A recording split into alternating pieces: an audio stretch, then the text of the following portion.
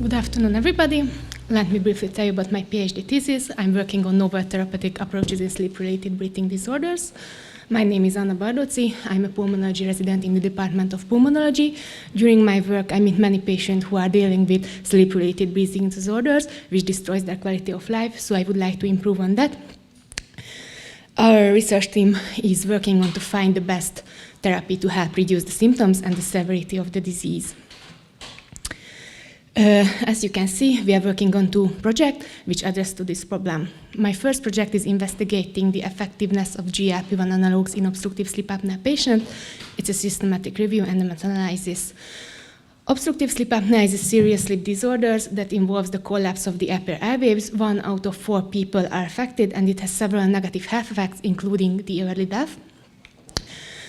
Obstructive sleep apnea severity is measured by the apnea-hypopnea index by counting the numbers of apneas and hypopneas during sleep. This table shows the classification based on the severity. In the several cases, the most commonly used therapy is the CPAP device, which is not only uncomfortable to wear while you are sleeping, but it's also significantly impairs the quality of life.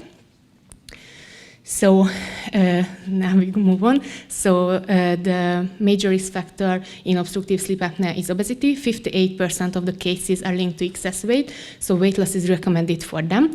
But fortunately, we have some novel pharmacotherapy choices. I think most of you have already heard about the glucagon-like peptide-1 analogs. The two most well-known are Saxenda and Ozempic. This medication can regulate your appetite, can reduce adipose tissue while your muscles don't decreasing. And this diagram below, you can see how the drug effective in losing weight. So how the GLP-1 analogs work in obstructive sleep apnea. We know the weight loss is recommended in obstructive sleep apnea, and we know the GLP-1 analogs can help with weight loss, so this is one way. Furthermore, it can improve collapsibility of the upper airwaves and also has direct airwave action. But unfortunately, it hasn't been implemented in the clinical practice yet, so our aim is to investigate that the GLP-1 analogs are effective treatment choices in obstructive sleep apnea patients. So our clinical question is, can GLP-1 analog reduce the apnea-hypopnea index, thus leading to improvement in obstructive sleep apnea patients? Our population is obstructive sleep apnea patient. We want to compare the GLP-1 analogs with the standard of care. Our primary outcome is the apnea-hypopnea index, and we have several secondary outcomes like the body weight, the body mass index, daytime sleepiness, oxygen desaturation index, and minimum oxygen saturation.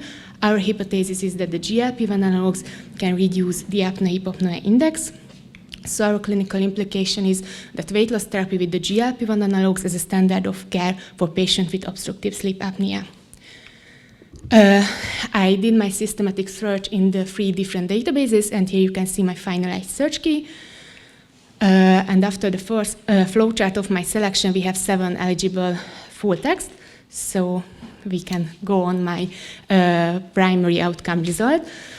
In this first plot, you can see the effect of GLP-1 analogs in the apnea-hypopnea index, which measure the severity of the obstructive sleep apnea. In this table shows the classification, and the unit of the measurements is events per hour. So in this first plot, you can see we work with 5 studies.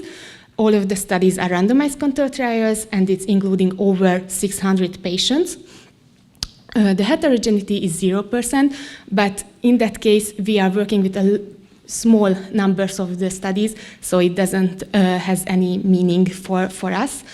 And the mean difference of the decreasing of the studies is over 4. So the confidence interval is fall within this range, as you can see in the red box, so it's mathematically significant.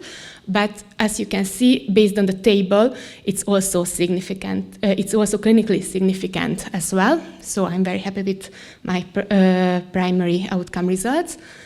And our strengths, we work with only randomized controlled trials, and they work with the clinical important follow-up time, and they use the same GLP-1 analogs. It's good for us because we know what the exactly drug use in these articles and what we recommend it as our patients. But we have some limitations. It's a small study numbers, but Honestly, it's a novel field of research, so I think it's not a big limitation, but it's a limitation, and it works with a relatively small patient population. And also, my limitation is the same GLP analog, because all the studies work with one GLP-1 analog, so we don't know how it affects the other GLP-1 analogs in obstructive sleep apnea. So our conclusion is the GLP-1 analog significantly improve the apnea-hypopnea in obstructive sleep apnea. So our implication for practice, the GLP-1 can reduce the apnea-hypopnea index, so they can reduce the severity. So we have to use GLP as a standard of care in obstructive sleep apnea patient, but we have some implication for research. It's a comparative randomized trials would further optimize the therapy, and higher numbers of patients to reflect real-life prevalence. And my first project in this stage, I finished the grade assessment, and I yesterday started my manuscript writing. So now we can move on my second project. My second project is comparing the effectiveness and safety of positive airway pressure therapies in Pickwickian syndrome. It's a systematic review and a meta-analysis, but what is Pickwickian syndrome? Pickwickian syndrome was named after one of Charles Dickens' characters, Mr. Pickwick, who has some typical features like obesity, sleepiness, snoring, and dropsy. But what it means clinically.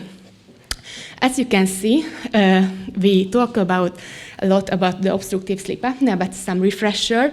It's sleep disorders that involves the upper airways collapse, and now we can bring another sleep-related breathing disorders, the obesity-hypoventilation syndrome. These patients are suffering with obesity.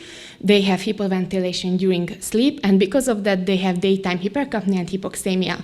When a patient has both of these, like the obesity-hypoventilation syndrome and obstructive sleep apnea, we can call them Pickwickian syndrome. Without treatment, they get some serious complications like high blood pressure, heart failure, pulmonary hypertension, and depression as well, and fourfold increase in mortality risk without the treatment. So we have to treat it. We usually treat it with the positive airway pressure therapy, and our meta-analysis, we want to compare these to the CPAP and the BPAP. But what is the difference between of them? The CPAP therapy stands for the continuous positive airway pressure therapy. It's a single set pressures, blow constant pressure while you're breathing in, and the same pressure when you're breathing out. Not as great for accommodating changes in breathing, but more affordable and simpler to use. And the BPAP therapy stands for the bilevel positive airway pressure therapy. So it's work with two distinct pressure settings, blows higher pressure while you're breathing in and lower pressure when you're breathing out, often used to treat more complex sleep and breathing disorders, but it's less affordable and more complex to use. So our aim is to investigate that the CPAP devices are effective choices in Pickwickian syndrome. So our clinical question is, can CPAP therapy be an effective treatment choices for Pickwickian syndrome? Our patient population is Pickwick syndrome patient, and we want to compare the CPAP and with the BPAP devices. Our primary outcome is arterial blood gas parameters, and our secondary outcomes is the mortality, hospital resource utilization, respiratory function, sleepiness, quality of life, and safety as well. So our hypothesis is the CPAP treatment is an effective treatment choices for Pickwickian syndrome. And our clinical implication is the CPAP treatment is an effective first-line treatment for patients with Pickwickian syndrome. So I did some preliminary research. Here you can see my previous search key. I did my search in 3 different databases, and I found some free K articles. It's a high-quality randomized control trials. So I'm quite happy with that, and I hope I will find more. And here is my second project state. My topic is feasible, so we want to do the PROSPER registration. And I would say thank you with the words of famous physicist George Gamow. Science is not just about knowing things, it's about asking the questions and pushing the boundaries of the knowledge. Thank you for your attention.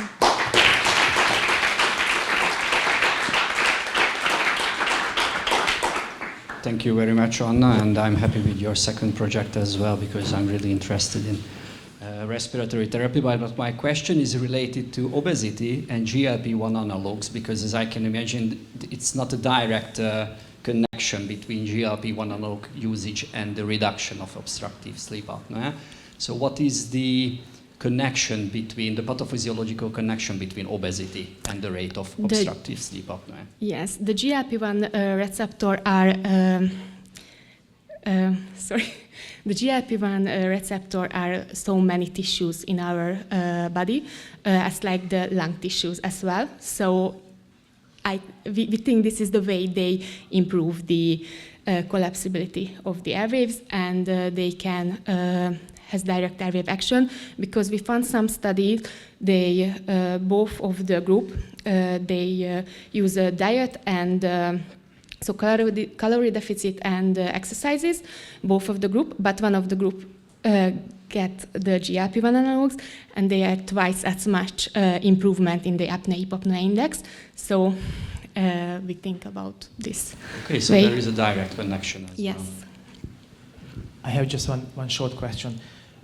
What do you think? Is it safe to give these drugs all our obese patients with sleep apnea?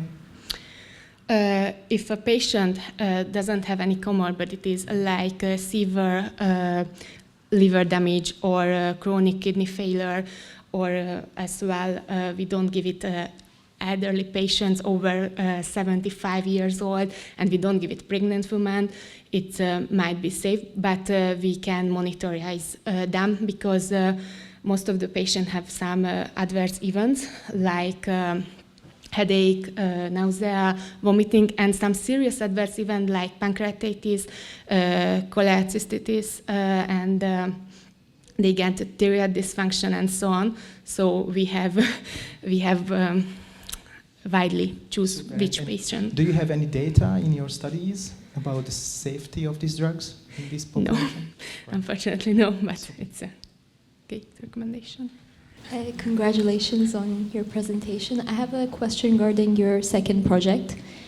What are the guidelines for treating the Pickwickian syndrome? Does it not involve CPAP already, or why do you want to investigate it? Yes, there is no guideline, because most of the patients diagnosed with obesity-hypoventilation syndrome, and most of the time we send them to the ICU department, and they give them the BPAP device, but they don't do a polysomnograph, because if the patient have a severe obstructive sleep apnea, we might be the CPAP devices is enough for the first-line treatment for them. So this is why we're investigating for this project. Thank you. Thank you for your question.